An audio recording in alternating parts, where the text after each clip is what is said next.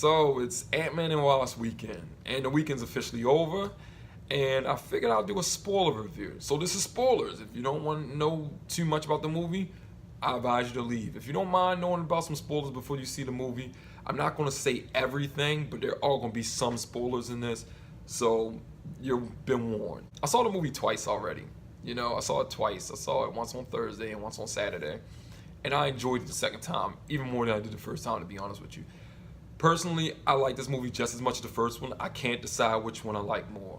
I really love the first Ant-Man. A lot of us didn't know what we was gonna get, and sometimes when a movie surprises you, it holds its ground really well because it was a surprisingly good movie. You kind of know what to expect when you're getting a sequel, and this is a great follow-up. It's a great sequel. My thing is just that I was really surprised with the first one too. I was wondering how they were going to do it, what the tone of the movie was going to be, and this one was a good follow-up.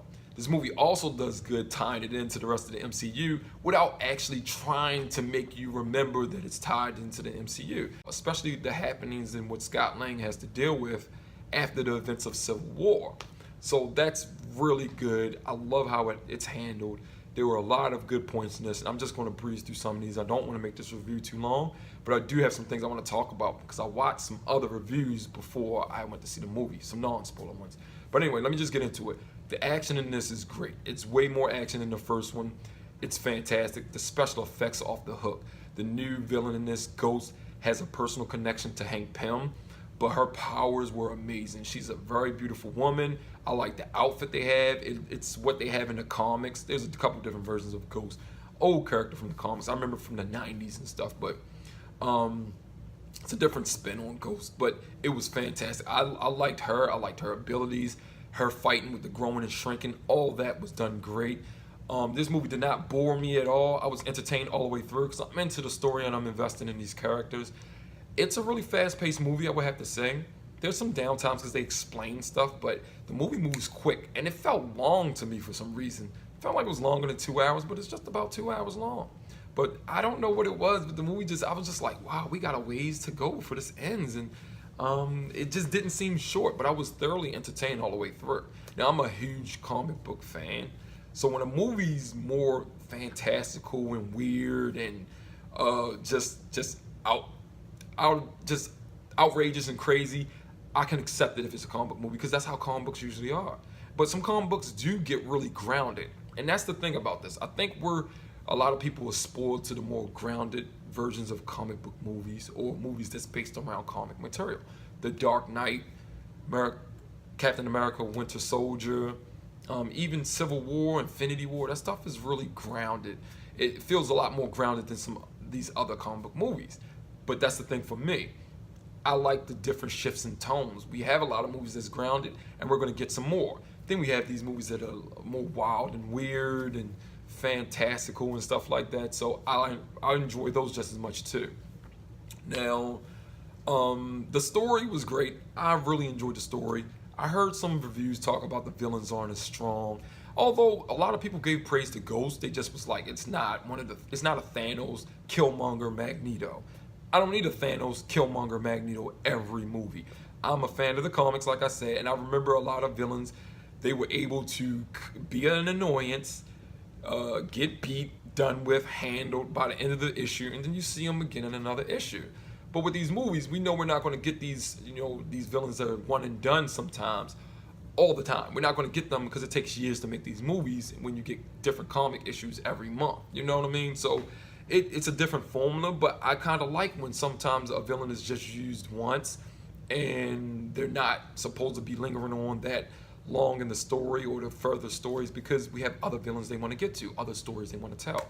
You just can't get out as much information. If it was a television series, you could use villains more than once in just one season, and you still have enough room for new stories, new villains, and everything. Now, Ghost was fantastic. The girl who played Hannah, was it Heyman or something like that, or whatever? She was great. I liked her acting. I liked the background story with her, how she's connected to Hank Pym. And Bill Foster, a friend of Hank Pym, who was Goliath in the comics, played by Lawrence Fishburne. And I thought that was cool that they had him in there. It's always cool when they connect more comic material into these movies. But Walton Goggins, he was fantastic in this. A lot of people said he was forgettable or it just didn't serve a purpose. The movie could have went on without him. I think he was great in this. He was funny.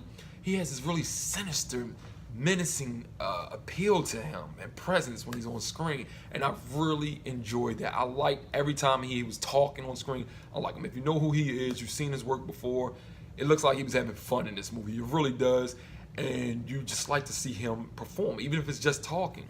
But there's a car chase scene where Walton Goggins, I think his name was Birch, and Ghost, and then Ant-Man, Wasp, Hank Pym, and all them. Everybody had something to do, and they're trying to get this lab. It's a shrunken building, of course, with Pym tech.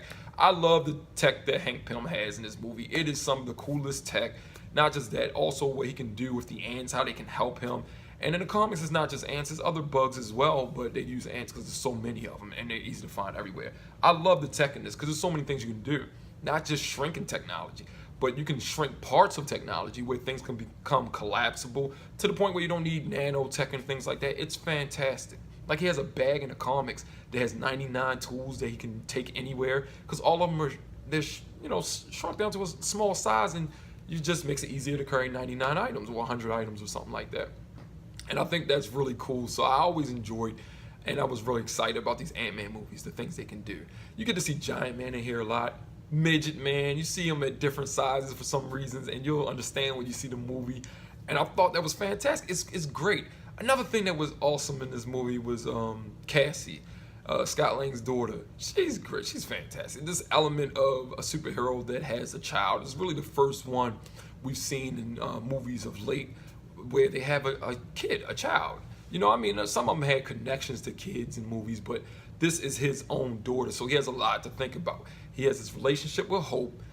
Let me get into that right now. I mean, the kid was great, but Lily playing Hope in this, the Wasp, was great.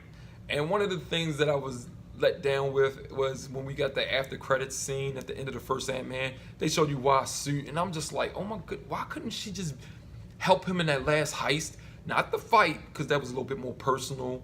Not the fight with Yellow Jacket between Yellow Jacket and Scott. That could have stayed the way it was, but the heist when they were trying to steal the suit, she just walked into the building with her dad and she was just there. She was undercover also, but I thought it would have been cool if she can put on a suit and helped him out for at least 5 minutes of the movie. We got to see some Wasp. Because we had to wait, it seemed like it was so long ago, we had to wait so long to see Wasp finally come to the screen. It would have, I really think they could have worked that in the first movie somehow, and it could have been, justice could have been done with the character. Because she was already established. She was there since the beginning of the movie. But I'm glad we got to see her. I really am. And she delivered really well. Can't wait to see Wasp again. I believe she's in Avengers 4 somehow, maybe towards the end of the film. If you've seen the after credits scene, you'll understand why I'm talking about that. I don't want to spoil that, although I did say spoilers. I love the first after credits scene. The second one, it really didn't need to be in there. They couldn't come up with something better. Or I really think they should have saved the first one as the second after credit scene. You know what I mean? I don't know. It just, the first after credit scene is like midway through the credits, is the first one. That's the one you need to see. You definitely need to see that. I think that was great. And it's a tie-in to Infinity War. But anyway, yeah, I think Lily did the character justice. I liked her. She's different than Scott. I like how the relationship was coming back, and then all of a sudden stuff happens and she's like, never mind, forget this, Scott. Always ruining stuff. Scott has a lot to handle. He reminds me of Spider-Man because it's just like everything he's trying to do, he's trying to help people. He's always messing something up, or he always has something else to think about. And he's on house arrest, of course. I thought that was funny.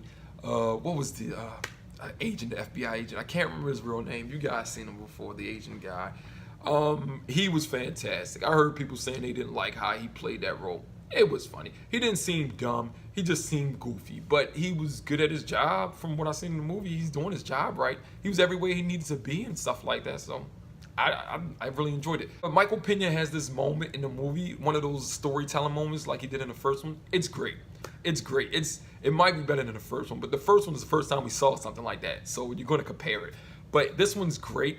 And that's the thing about Walton Goggins is when Michael Pena's telling this story, he interrupts him and he's like, hey, look, I like a story just as much as the next person, but you're not telling me what I need to know.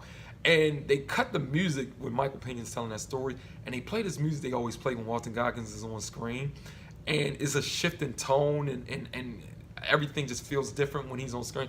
I thought he was great in the role he was in. I enjoyed him in his movie. He played it pretty well. But like there was a car chase scene where they had the building and it's being swapped between everybody. That was really fun. They did this movie. This movie was really enjoyable and entertaining. But besides that, the de-aging technology, they use that again in here. And this time, you guys should already know, but Michelle Pfeiffer's in this movie. And they use it on her. They also use it on Michael Douglas. And Lawrence Fishburne, I believe. They used it on him too. Because there's a lot of flashbacks, and I really enjoyed the flashbacks, especially when they're showing Janet and Hank as Ant-Man and Wasp. That was fantastic. I love that. I would love a lot of that. People were asking for a prequel. That would be a little bit too much, I believe. But I wouldn't mind some more flashbacks in another movie because it's always fun to see that. But the best use of this, I think people thought it was when they did Kurt Russell and Guardians, the de-aging, special effects. Michelle Pfeiffer. I'm telling you, hers look flawless. I don't know. For some reason, it looked like late 80s Michelle Pfeiffer. It looked flawless on her. It was the best I've ever seen it. Michael Douglas in this movie is better than the first Ant movie, most definitely, and it looks great. But Michelle Pfeiffer, this is the best I've ever seen this technology used. It's fantastic. You guys have to see it. Her in the movie, she's in the end of the movie also. I like where they went with this. It was cool. We were all speculating, oh, maybe Janet's still alive in the quantum realm. The quantum technology is going to be big in the MCU going forward, I believe, because there's so many things they can do with it. It's an energy source, because you're really dealing with like atoms and energy source when you go down into the quantum realm. It's also a realm, so it can, and there's time travel is possible there and stuff like that. So it's crazy. I think that's going to be one of the big connecting tissues after this Infinity Stone thing probably is done with or whatever. But the movie was great. It was fantastic. I enjoyed it tremendously. I advise people go see it. I've heard mainly all positive reviews for it. But the thing is, people were talking about the villains weren't that strong. I'm just like, look, we don't need the best villains in every single movie, and that's probably just not possible either. They've done a great job. They've given us great movies. We're not going to get fantastic villains every single time. I doubt that, and that's really hard to do. But they weren't terrible villains. I really don't think so. I think they were really good. This movie has a lot to offer too. It's got laughs. It's got some heart to it.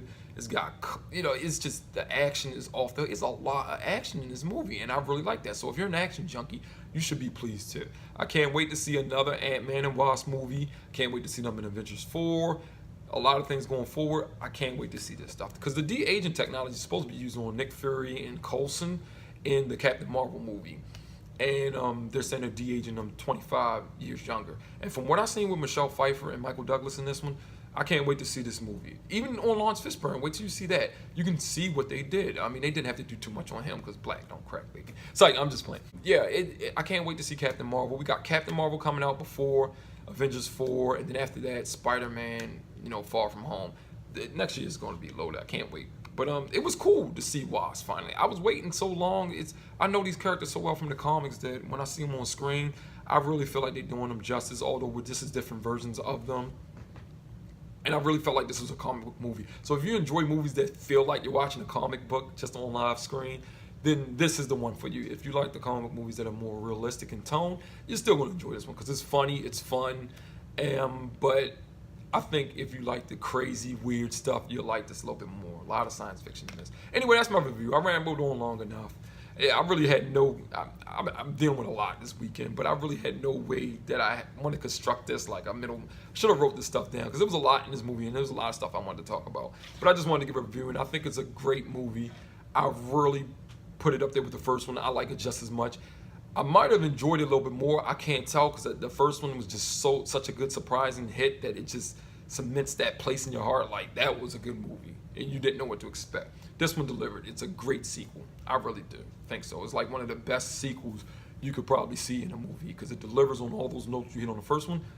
A few more surprises and take everything further. Anyway, that's it. I enjoyed it. Let me know what y'all thought. Leave some comments down there. Like the video if you like the video. Share this video. Subscribe. See you next time.